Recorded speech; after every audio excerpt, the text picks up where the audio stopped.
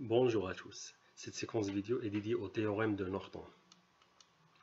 Le théorème de Norton permet de calculer l'intensité du courant qui circule dans une branche extérieure d'un réseau linéaire entre deux points A et B. Cependant, dans ce cas, à l'inverse du théorème de Thevenin, donc on utilise une force électromotrice TH en série avec une résistance TH. Dans le théorème de Norton, on considère un générateur de courant en parallèle avec une résistance, ou bien un générateur de courant en parallèle avec une conductance. On établit aisément à partir du théorème de Thevenin, en effet, ce dernier s'écrit aussi. Donc vous avez le courant I, donc dans cette maille, vous avez I, c'est la force électromotrice ETH divisée par la somme RTH plus R. Donc vous avez I, c'est ETH divisé par RTH plus R. Donc on multiplie, on divise par RTH afin d'exprimer le courant. Donc un rapport des résistances multiplié par un courant. Donc le courant iota N égale au courant de court-circuit. Donc si on court-circuit A et B, vous aurez le courant I. Donc ça serait la force électromotrice ETH divisée par RTH, la résistance RTH. Donc il vaut ETH divisé par RTH. Donc ainsi vous avez I, c'est le rapport RTH divisé par RTH plus R, multiplié par iota N, noté N c'est pour Norton, courant de Norton. Le schéma correspondant est celui représenté ci-dessous. Donc vous aurez à partir de cette formule, donc I, le rapport RTH divisé par RTH plus R multiplié par iota N, donc on peut l'exprimer par un générateur de courant iota N en parallèle avec une résistance RTH. Donc ainsi vous avez la tension UAB, c'est UAB, c'est RI, c'est R donc en parallèle avec RTH multiplié par iota N. Donc divisé par RRTH, vous aurez donc ici RRTH divisé dans R. Donc simplifié, vous aurez 1 sur R plus 1 sur RTH. 1 sur RTH noté GTH, donc une conductance TH, plus 1 sur R qui vaut la conductance G. Donc GTH et G représentent les conductances de RTH et de R. Étant donné un système, donc l'énoncé de la théorème de Norton, étant donné un système linéaire quelconque de conducteurs reliés, en renfermant les générateurs répartis d'une manière quelconque, on considère deux points A et B appartenant au système. En réunissant les points par un simple fil, donc on court-circuite la tension UAB, l'intensité du court-circuit vaut iota N. Donc vous aurez iota N, c'est ICC. Si on insère entre les points A et B une conductance, donc G, ne contenant pas de générateur, le courant qui circule entre A et B prend une valeur différente de court-circuit. Et la tension UAB, vous aurez c'est iota N, courant de Norton divisé par la somme des conductances GTH et G, dans laquelle GTH représente la conductance du système passivé, donc le système sans générateur, donc sans générateur FEM ou bien CEM, force électromotrice ou bien courant électromoteur, mesuré entre A et B. Notons que l'intensité du courant du court-circuit ou de Norton est directement liée à la UAB0. Donc le générateur de Thevenin. On prend un exemple, donc on cherche la tension en borne A et B lorsqu'on est réuni par un conducteur de la résistance de dit R et de dit ohm. Donc on obtient GTH, donc c'est la conductance pour le circuit équivalent passivé. Donc circuit passivé, donc on annule le générateur de courant par le coupe-circuité, donc un circuit ouvert, et le FEM on le coupe-circuitant pour avoir une différence potentielle nulle. Ainsi vous aurez la résistance de 20 ohms en parallèle avec la résistance de 30 ohms. Donc la conductance c'est 1 sur la résistance de 20 plus 1 sur la résistance de 30, ce qui vaut 0,083 Siemens. D'où la résistance RTH, donc c'est l'inverse qui vaut 12 ohms.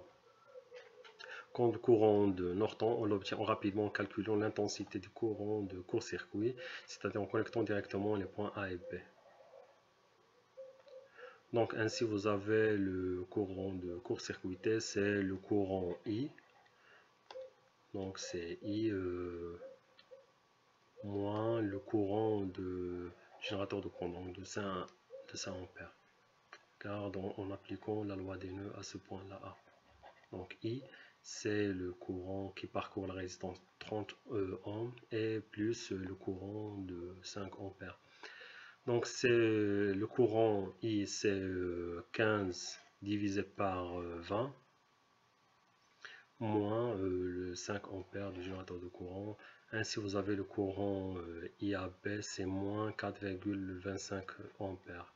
Donc le sens conventionnel, donc c'est de B vers A, le courant.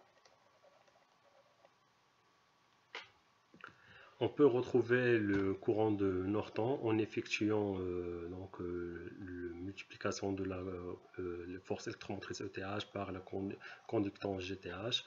ETH étant la tension A et B, la charge R de 10 ohms n'étant pas connectée.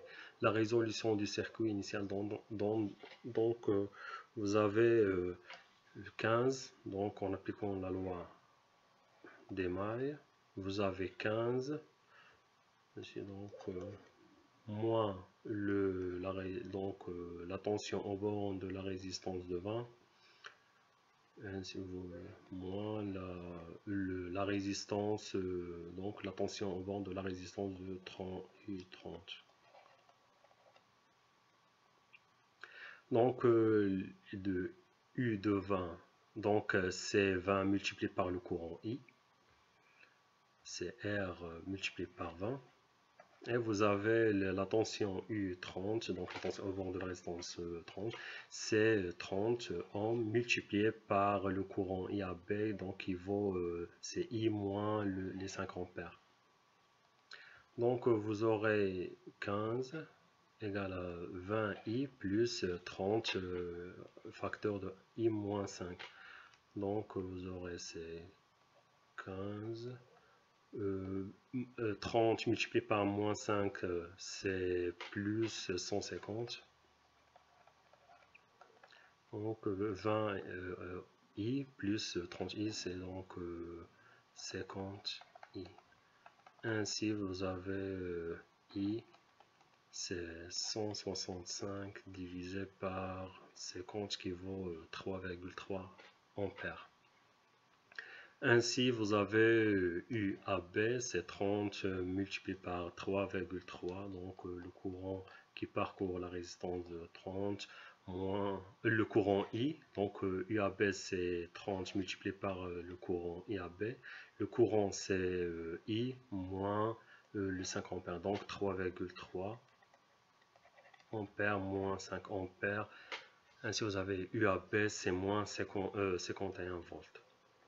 Et donc, vous aurez iota n, c'est le produit de la tension UAB multiplié par la conductance GTH, donc moins 51 multiplié par GTH qu'on avons déjà calculé, donc il vaut 0,083, c'est à peu près donc moins 4,23 ampères, donc proche de 4,25 nous avons calculé.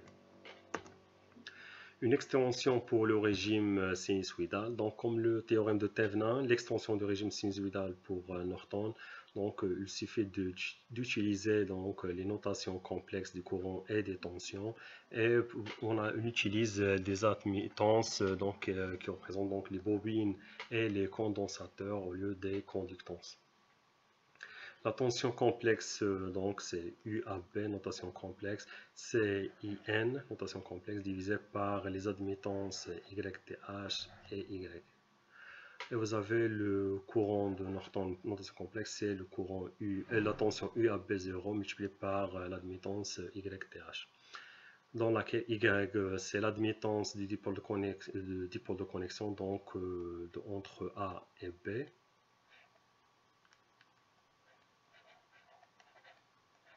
Et vous avez YTH, c'est l'admittance du système passif entre A et B. Donc vous avez le système donc source. Vous avez l'admittance YTH. Et vous avez le Y entre A et B. Et ça vous avez donc I. Un exemple déterminant les caractéristiques du générateur de Norton équivalent au bornes des points A, B. Donc vous avez une résistance de 30 ohms, l'impédance d'une bobine de J40 ohms, et vous avez l'impédance du condensateur, c'est moins J50. Donc l'impédance équivalente entre A et B étant en passivant donc, la FEM. Donc c'est la résistance en série avec la bobine, le tout. Donc c'est l'impédance. Donc on utilise le terme impédance lorsqu'on travaille sur le régime dans le complexe. Le tout en parallèle avec l'impédance du condensateur. Donc vous aurez 1 sur la somme de cette impédance là plus 1 sur l'impédance du condensateur. Donc 1 sur moins J50 plus 1 sur 30 plus J40. 30 plus J40. Donc on factorise par 10, vous aurez moins 5 multiplié par 3 plus 4J. Ici donc vous aurez 3 plus 4J plus moins les 5J. Donc on fait sortir le 5 pour avoir 50. Vous avez moins J multiplié par 3, c'est moins 3J. Et vous avez moins J multiplié par 4J, c'est 4.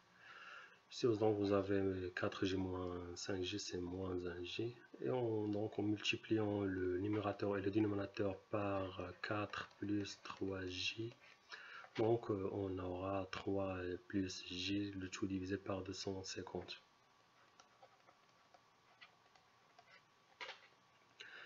Quant à le courant donc, de Norton, on l'obtient aisément en cherchant le courant du court-circuit comme le condensateur court-circuité. Donc on court-circuite le condensateur.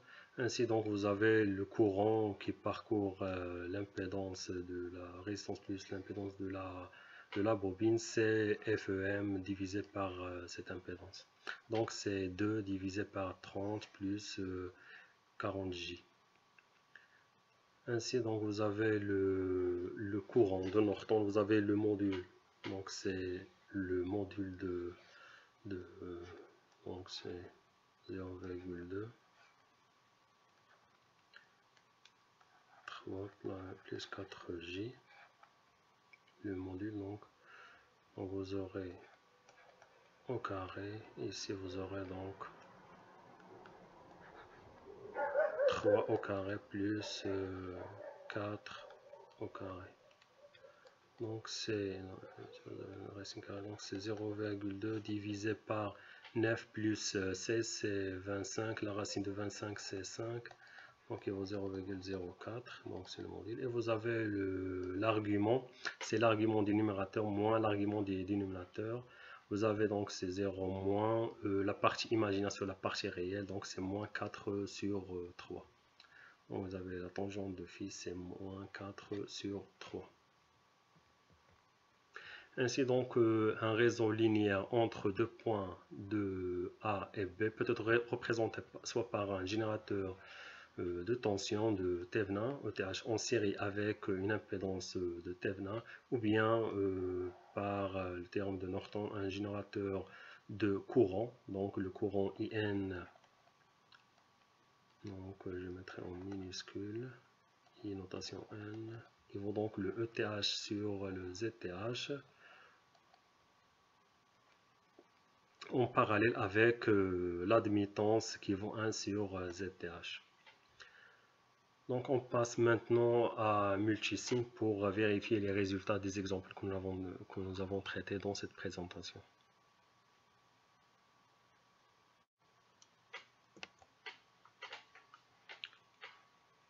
On commence par le régime continu. Donc nous avons débranché la résistance de la charge de 10 ohms.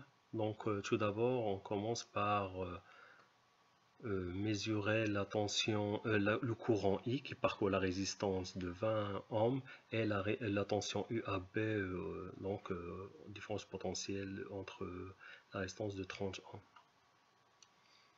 Donc vous avez dans le courant, c'est le 3,3 ampères et vous avez la différence de potentiel entre la résistance de 30 ohms, c'est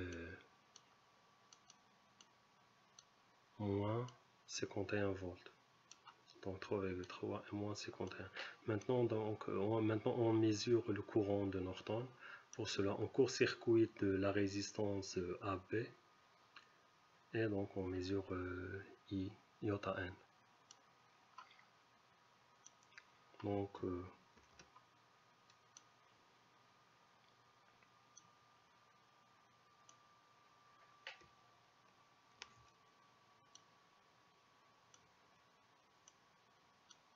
court-circuite la résistance et on mesure le courant, donc IAB. Donc c'est moins 4,25 ampères. Maintenant la résistance RTH, donc nous avons trouvé pour RTH c'est 12 ohms.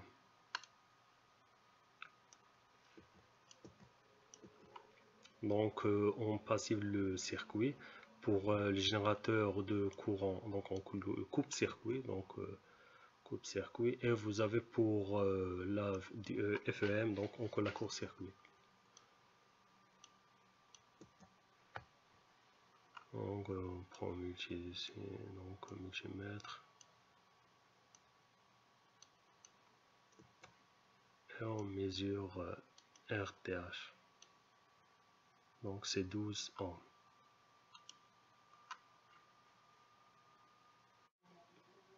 Pour le régime sinusoïdal, donc vous avez la tension de 2 volts avec une fréquence de 50 Hz. Donc on détermine les valeurs de l'inductance et du condensateur afin d'avoir les impédances de 40 J40 ohms pour l'impédance de l'inductance et moins J50 ohms pour l'impédance du condensateur. Donc vous avez l'impédance de la bobine, donc c'est JL oméga qui vaut dans J40, ainsi L c'est 40 sur oméga, donc c'est 40 sur 2 pi F, donc c'est sur 314. Pour le condensateur, vous avez l'impédance du condensateur, c'est 1 sur JC oméga, donc ici qui vaut moins J50. Donc 1 sur J, c'est multiplié par moins J. Donc vous aurez 1 sur C oméga égale à 50. Donc C, c'est 1 sur 50 multiplié par oméga, donc 1 sur 50 multiplié par 314. Retourne à multisim, donc vous avez le circuit pour mesurer le courant du court-circuit ou bien le courant de Norton. On court-circuite la branche A et B, donc on court-circuite le condensateur et donc vous avez le courant, donc c'est 40 milliampères. 40 milliampères, c'est 0,04 ampères. Donc c'est l'amplitude du courant de Norton par la notation complexe. Merci pour votre attention et à la prochaine.